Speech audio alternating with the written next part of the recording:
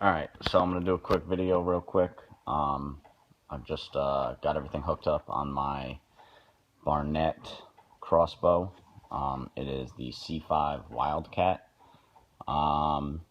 Pretty standard. I mean, it's not, it wasn't a $900 or $1,000 crossbow, but, you put a little money into it, add some add-ons, some features. I got a better string. So it's got a little tighter draw. But yeah, so we'll get started. I'm running custom carbon headhunter arrows. They're pretty basic. I mean, when it comes to a crossbow arrow, I don't really think that you need anything crazy. But I am running Rage broadheads. As you can see, I got the ring on there. It's a little bit blurry, sorry.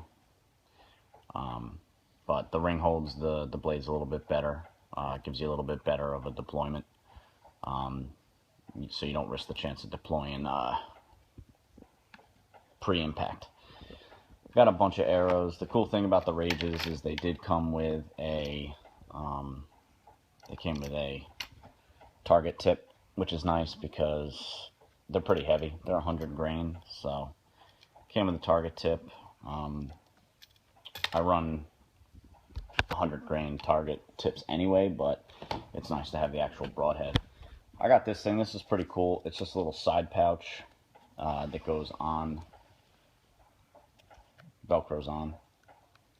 Nothing crazy. I just put some stuff in there. I put my rail oil, a couple of extra tips, extra broadheads, and some tracers along with my sight finder.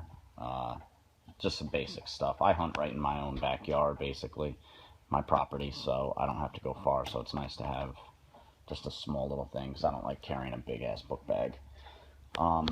The scope is a cross 3x32. It has the green sight feature, illuminated or not, and then it'll go to red, depending on it. It has different levels. This sight is actually broken right now. It got damaged in the shipping. If you can see inside, the crosshairs are actually crooked, and there's nothing you can do about that. Tilted the scope and tried to take the scope apart, but it got damaged in shipping, so they're actually sending me a new one. I got a different model though, so I'll be excited to put that on. In terms of damper, I just have standard rubber dampers.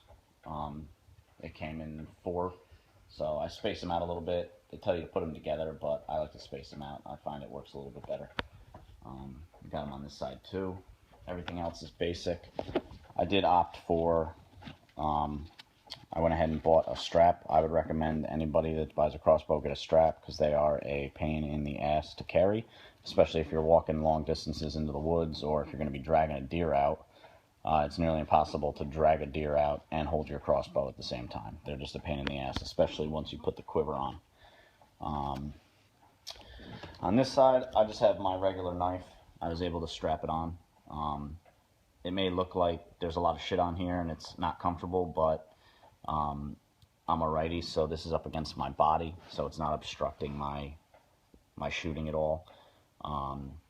It's right up against me, and this piece here is made for this, so it folds in pretty tight, and you're able to just rest it and shoot. So I mean, you're not shooting a gun, so you can get comfortable while you're shooting it. But that's basically it.